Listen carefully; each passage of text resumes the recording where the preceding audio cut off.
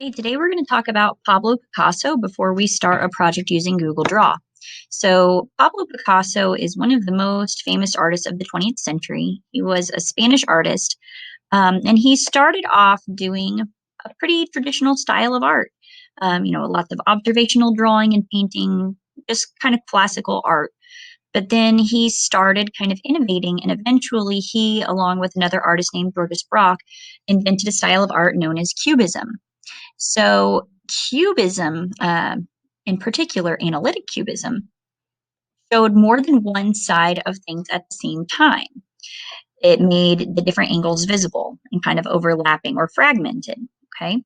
So, you've probably seen some of his artwork before. This one is called Weeping Woman, and you can see it's almost like she's looking sideways and looking at you at the same time. It kind of turned her face into odd shapes and also used unusual colors, had some pattern here with the lines that were repeated to form the hair and texture on the clothing. So this is the style that he's really known for, and that's the style that I'm going to show you how to create using Google Draw. First, I want to show you how to get started with Google Draw. If you start off in your Drive, you can hit the New button, and then you're going to go down to where it says More, and it will give you the option for Google Drawings. I want to explain how the tools work before we jump into this project. So the main tools you're going to want to use are right here under this select line. So if you hit the arrow on the side, it brings up other options. And I particularly like the curve line, the polyline, and the scribble. So the curved line, you select a point, and then every time you select another point, it starts to curve. So you can decide how much it curves by how you move your cursor. So you can make shapes here, all sorts of different shapes. It takes a little bit of practice to be able to make what you're aiming for, but it does get easier as you do it.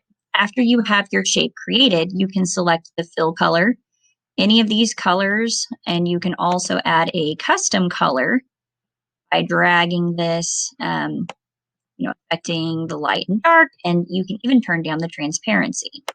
So you have lots of options there, and then you can also apply a border.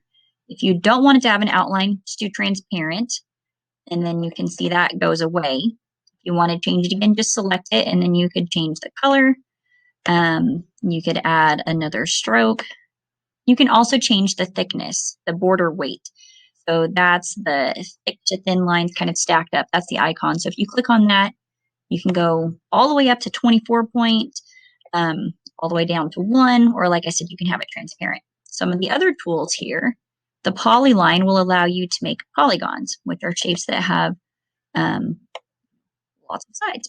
So you can do anything from a triangle to crazy made up shapes, but they are all going to be geometric. Okay. The other tool that is helpful is the scribble. So the scribble will allow you to just draw, and then it stays a line. You can make shapes with it, but the shapes stay transparent. You can't fill them if you use the scribble. So you can use that to do all sorts of different things. And those are the basics. First, make your new Google drawing and then insert your photo. Resize it to be the size and position that you want to build on. You're going to use the curve tool to start tracing the shape of your face. This could take a little practice, so if you don't like your first shape, delete it and try again. Select the color and the width you want to use for your border, then begin to use the curve tool to draw your hair. My hair was a little crazy and curly in this picture, so I have a lot of curves. Your hair will likely be a little bit simpler. I suggest doing your hair in more than one shape. It will allow you to use more colors and get a more interesting shape than if you did it all at once.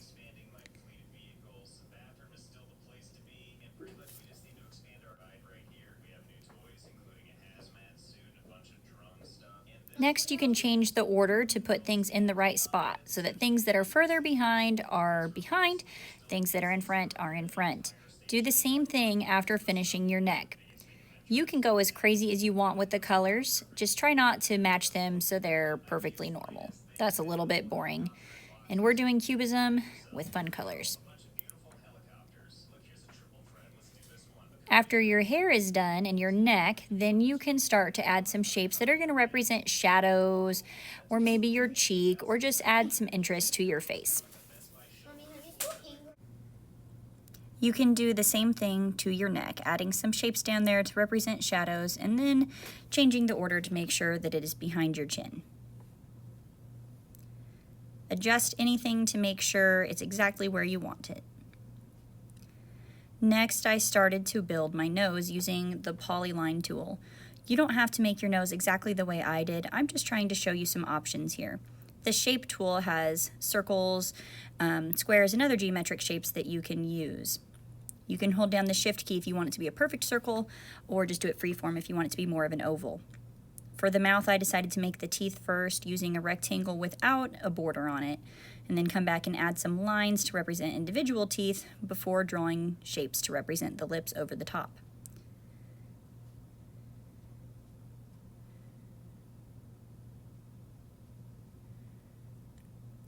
Using the shapes to build the eyes,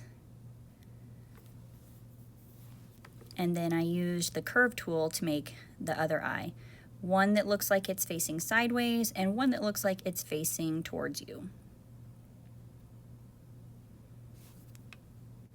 You can layer multiple shapes if you want to do the iris and pupils of your eyes, but it's a good idea to start with the back shape first so you don't have to change the order as much. Switched back to the curve tool to draw some eyebrows.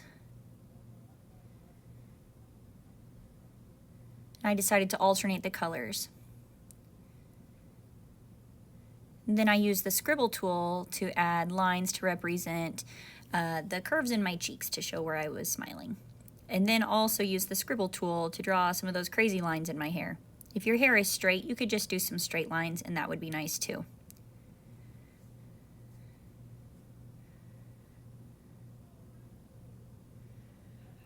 I decided to make some shapes in my hair to kind of add highlights and just make it more interesting to look at due to having different colors.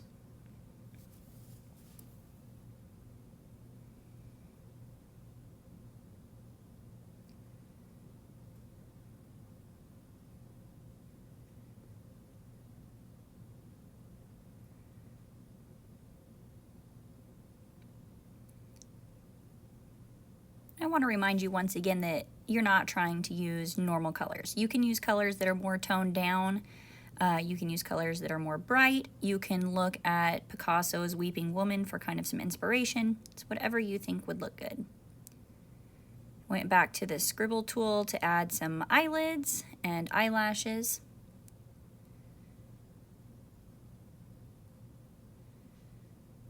And then decided to add a little highlight in the eyes with a white circle.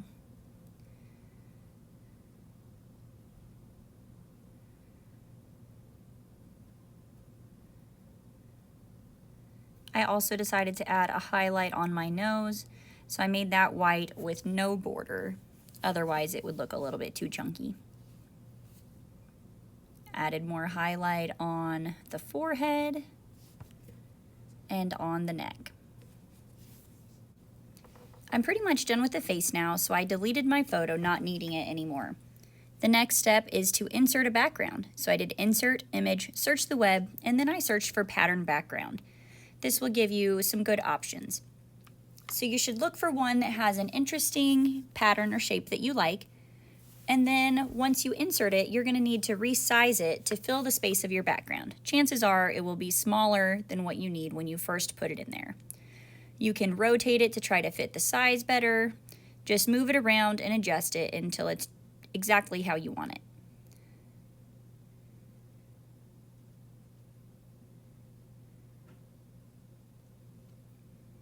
You can send it to the back when you have it in the right spot. And then you can go to Format Options and Recolor. This gives you different options for changing it up, and you can play around with that until you find one that you think looks good. You could use it as is, but it's fun to change the colors. Next, you can crop off any extra background that you don't need just to make it fit perfectly. mine was hanging off the bottom, so I decided to rotate it and crop it just to make sure it fits right.